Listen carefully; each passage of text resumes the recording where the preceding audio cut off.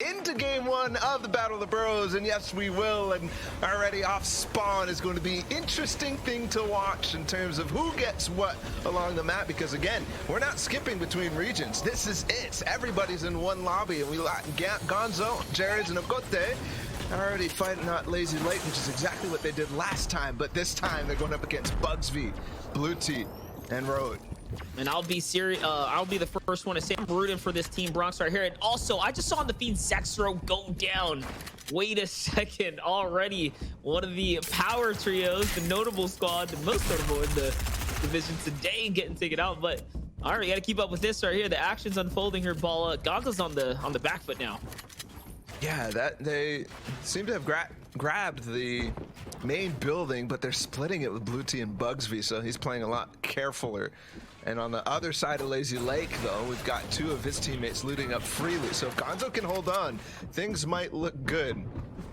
I'm still looking on the rest of the map right now to determine where other people are going to go. I'm pretty sure Zexor and crew would be fighting at Caddy Corners, expecting their reputation to be enough, but Gonzo's got himself in trouble.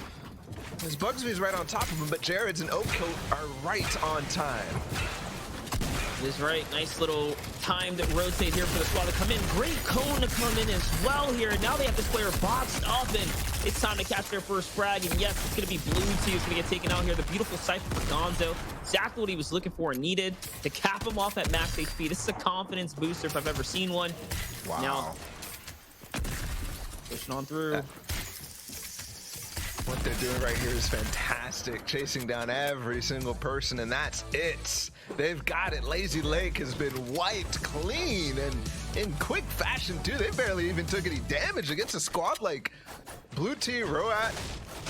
That is ridiculous. And what they did, Gonzo was in the center building, forcing them to have to worry about them, while Okote and Jared's were looting on the backside of Lazy Lake. And then by the time that they started pushing down onto Gonzo, he bought it, and they pushed right into that to force a pinch. Well done to take Lazy Lake in the first game. God Team versus Eastside. It looks like God Team's on top, but it's just going to be the first of many interactions. We'll see if players start switching things up. They do have plenty of other games out in front of them. I think in this kind of competition, in this setting, you got about 2 throwaways. Not that you want to throw away your first game by any means, but hey, they're still in the competition. Yeah, and with trios, it also makes it easier to have those big games and have them be more impactful than another mode like solos, where essentially the elim cap, I would say it's not necessarily a cap in this sense, but the amount that you can get in a good game is much higher in trios. So you can get a 20 elim game even in the most stacked of formats, the grand finals and customs. So I wouldn't worry too much about it at all. It is true, but over to the rickety rig. We're watching some farming happen here. Tiny Jelly, Aqua taken, just trying to get their loadouts together right now. They do have this place to themselves according to the map down in the corner here. Those arrows are going to be, they're nice little wide spread over the rickety rig. Looking kind of decent for Jelly here, right? Blue charge shotgun, SMG to follow up. Maybe not the ideal situation for heals and whatnot though. Yeah, maybe not. They should be able to find a launch pad out of the vaults, but something to note about the rig is that it has been slightly getting changed a little bit. Some things have been falling off, and there might be a little less loot overall at the rig with the water levels rising as they are. So now looking at the Fortilla, this is a trio fighting still here. Not sure if anybody's actually grabbed Ocean and the vaults quite yet, but all I know is one team is looking to back out, and they might end up pushing into the rig. Couple shots being put down here now. Letty with a nice positioning here.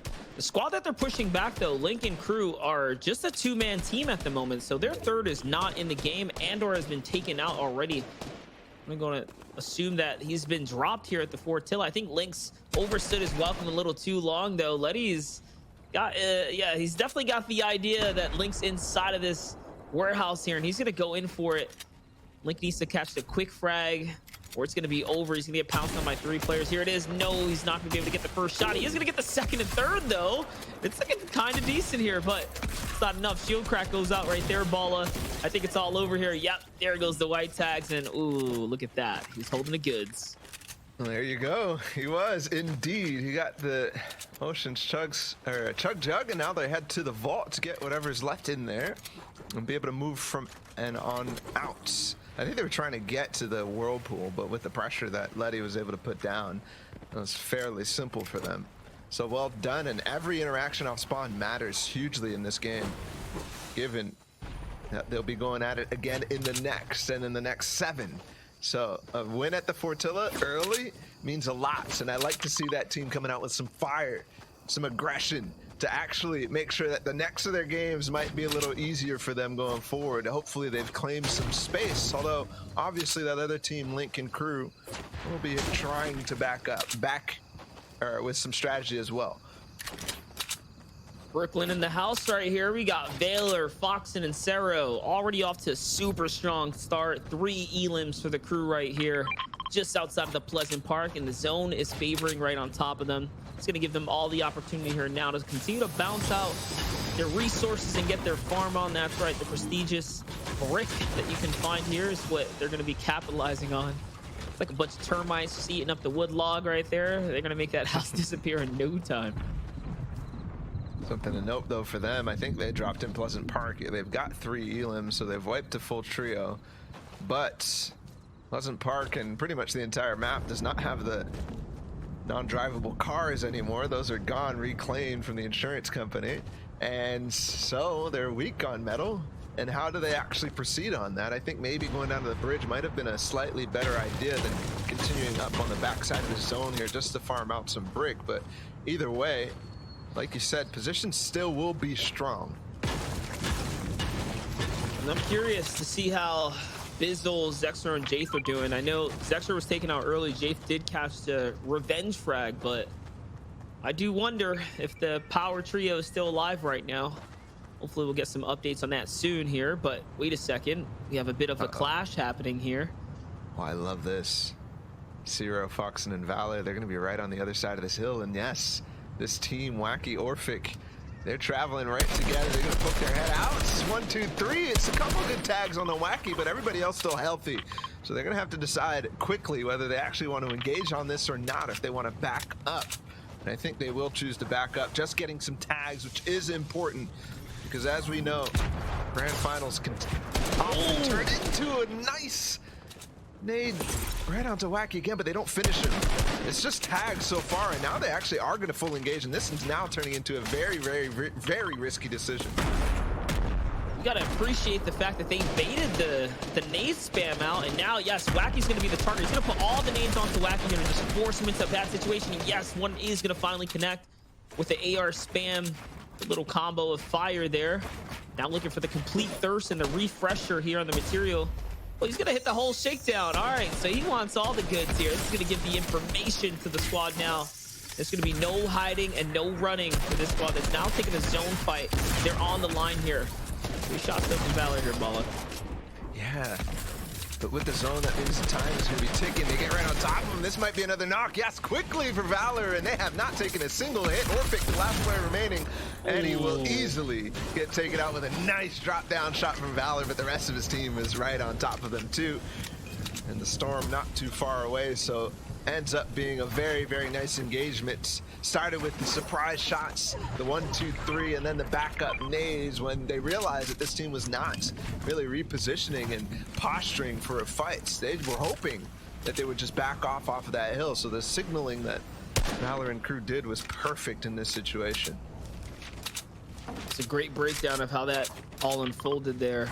You have to wonder now, this team is on a steamroll here. 6 elims already, 2 squads been fully wiped out. Great place to take a fight to on the back of the storm line. But all right, we're over with Spark, who's down a member, Taco TV, both of which are sharing the same name. So all shout outs and credits go to Taco, I guess, here, but one of the 2 tacos, man, they're down. Hopefully a snipe towards Invidious, who had a very, very fantastic day out of Queens, like we spoke about in the pre-show. This is another area where the water level had some significant impact. The bridge outside of Steamy Stacks is back, and this area right here is actually shown. The land is back. So this is actually a viable rotation path and also a viable spot to base up if they so desire. Center of second zone should be good. I'd love to know where Invidious is actually pushing towards and where Zexoro and crew are if they're still in the game. If not, even just getting confirmation of that. That is a strong power position up there on top of the stacks, though. It's definitely one of those spots that if you have, it can play into your benefit for a long time if you continue to hold it, giving you guys that bird's eye view over the entire kind of scene here. But 21 damage below the threshold, even with 2 limbs, shows how active the server has been so far. But lucky for them, only 2 players have to go down, so they shouldn't be too much of a threat here. A minute and a half to have to decide on how to figure that out there. Here's Dapsy, Bix, and Arias here, who are still somehow above the threshold even without any eliminations. The tags going in their favor right now. They're getting their farm on for the metal. This is what we spoke about before, rotating in for these metal planks if you're around this area. Kind of hard to get your resources gathered on the current state of the map, but with the water levels declining, things are starting to look a little bit more favorable for most of the teams now. Yeah, that it is. Normally you see them replacing the bridge, but there's no other teams around here. Not even that one team that ended up taking the fight not too far from this. So they're pretty happy. Actually, that's the team right there with the boat. That was what you say. This might be the squad that just rolled up, because you can see that they just crossed fast now, but no one's looking for the fight here. This is not going to be a good storm fight. Love that they're disengaging as well, putting a little bit of distance between the squad over there. It's like they had the backup plan that entire time, right off the backside of this bridge. Break the line of sights and then come up onto the dead side of the zone up in the north right here, where the majority of the lobby will not be focused on. And I think they even have potentially a free mountain up there at the research center of Craggy. All right, though, still have quite a few zones to go here. It's a nice little shot of Gonzo, Kote, and Jared right underneath the power lines, where Allen, Glossa, and Hawk are all sitting so strong. Another dominant position. We talk about having the stacks, but the zip lines are equally as powerful as far as the height and vision go here. Gonzo's gonna find himself and Jared's little knock in the feed there. I see Chase is going to catch Tahiri as well, so players getting dropped right now. That was all the result of the AR fire with the support of the team on the zip line here. That's going to bring them up to 4 total eliminations. Not too bad, especially catching these big game frags picks here. Oh, the team that was on height though uses the zip line all the way across. So risky. They get tagged up a lot for that. Yeah, and even worse than being tagged up just a little bit, they get stuck in the middle of the water right there. So that is hugely unfortunate. Fight breaking up at the research center. That other team still down at the bottom. They haven't come into this, but they might eventually. It's already a exchange down below. Still knocks one, but another one. Oh, it's a full box. They're all in it right now. And now a 2 versus 1. Doe has to work with what he's got. He backs out of the box. Hopefully can heal up a little bit, but Glitch and Mosmi get all of the loot right now and even get some sinks. That's 6. That could be critical in taking down Doe or finishing it in the 1 versus 2. It is right here. Now it's time to push it on through here. Trying to make a big move here. NorCal's Doe is on the run. They had the advantage, and all of a sudden things are not in his favor here. Miege with a little crank up though. Nicely done here.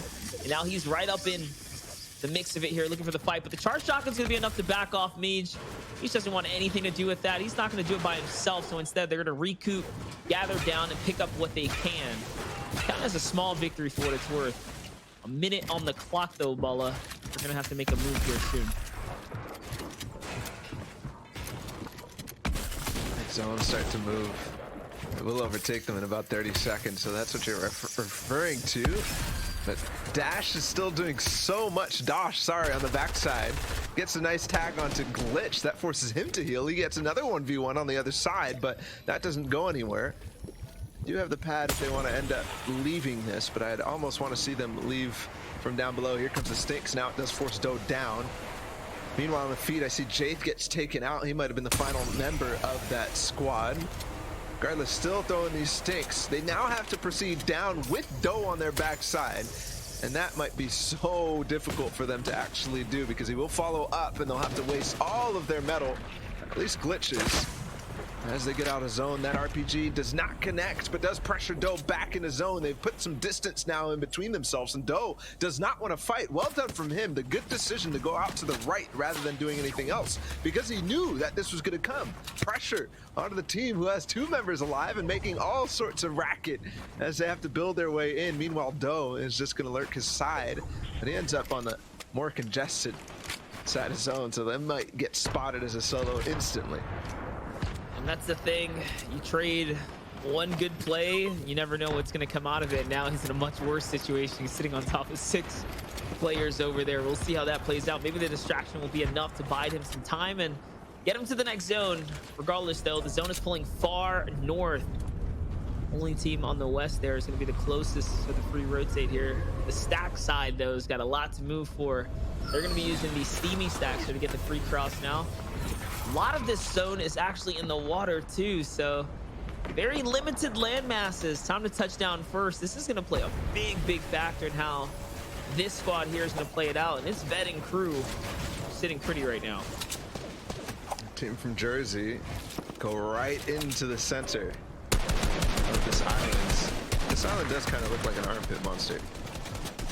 Reminds me of Jersey. It sure does. So the final player on this squad, on this trio, by the way, is Dean, who had a different name in the spreadsheet that I was looking at, but that's somebody who's had some minor successes in different things like cash cups and so on. Paired up with Ved and Dev. Center zone 4th is not going to be that great unless maybe it pulls up to the landmass up in the top left, but we know that this next zone is going to go to an edge. But for whatever reason, the Boroughs like their islands, I guess. They're all bunched up in the center right here, and this is a very odd thing to see in a grand final stage. But wait, let's talk about all the squads that are on the south right here. Like, what just happened? Yes. They rotated in landmass wise and are just parked up on top of one another. That looks so funny, just watching how many players just stacked up right there. Oh my gosh, what's gonna happen as the pressure here is now putting shots down? Dev and squad are just looking to fire in at all these members here. Little do they know there's so many players stacked up on top of one another. I mean, this could work too, right? You create chaos and all of a sudden you'll force box fights for the others that are on the back side of this. So Explicity here is not in a really good situation to be in right now. I see Zexro's name still alive down there as well, so Zexro might be the last member alive of that trio. Is he on the same edge that we're looking at right now, all the way down towards Yep. Steamy Stacks? That could be fantastic. Meanwhile, Ager's Rocks and crew get right on top, and yes, Zexro is up. He's got an Elim.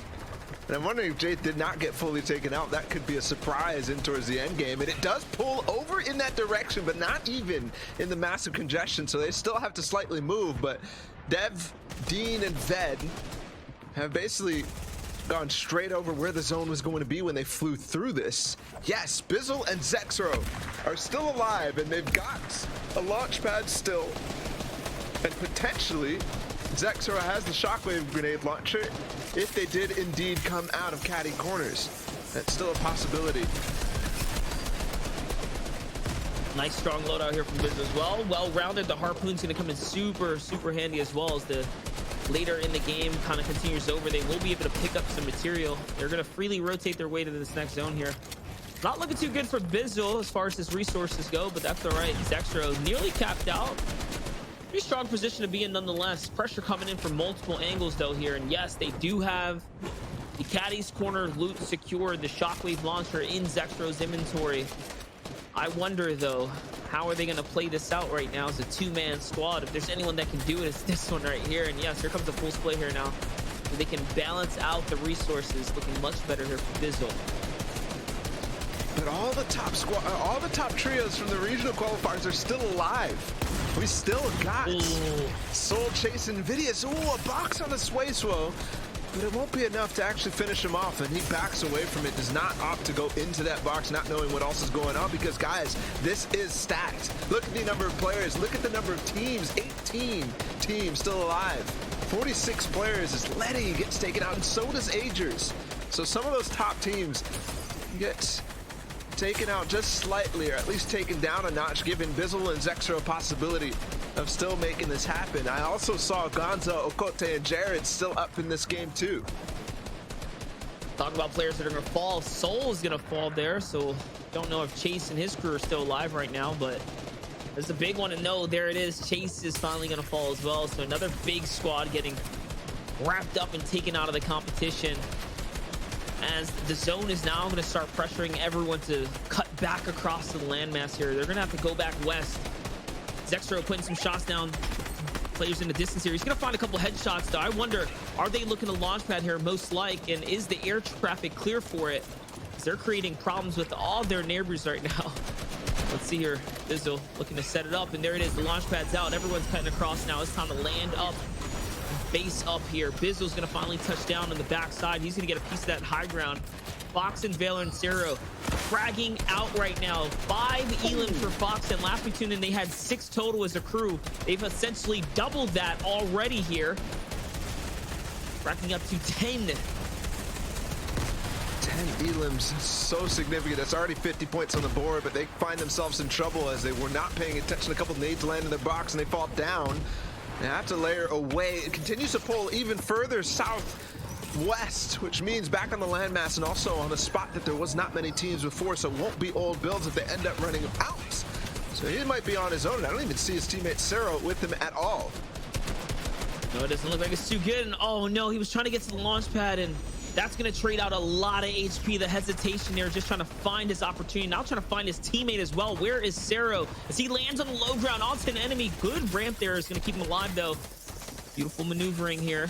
200 materials left. Another enemy build nearby. He's just not catching a break.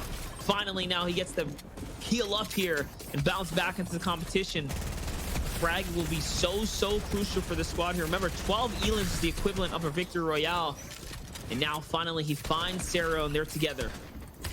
And they're back together finally at last. Only 5 builds though for Fox, and I imagine it's gonna be the same situation for Cero. But they get a nice RPG, open up the sight lines, and finish him off with a charge. Another elim out of the total. That's Swayso, who made it all the way here, even though he was low HP. I still see Bizzle in the feed, connecting for a couple. Yes, it's him and Zexro on height, and they're doing it with only 2. And they've held on for this entire time since that 6-zone launch. There's another one. It's finally Fox, and he goes down, and even a harpoon to add to the material advantage that they have on height, and also more possible rockets for Zexro to use this shockwave to cause chaos down below.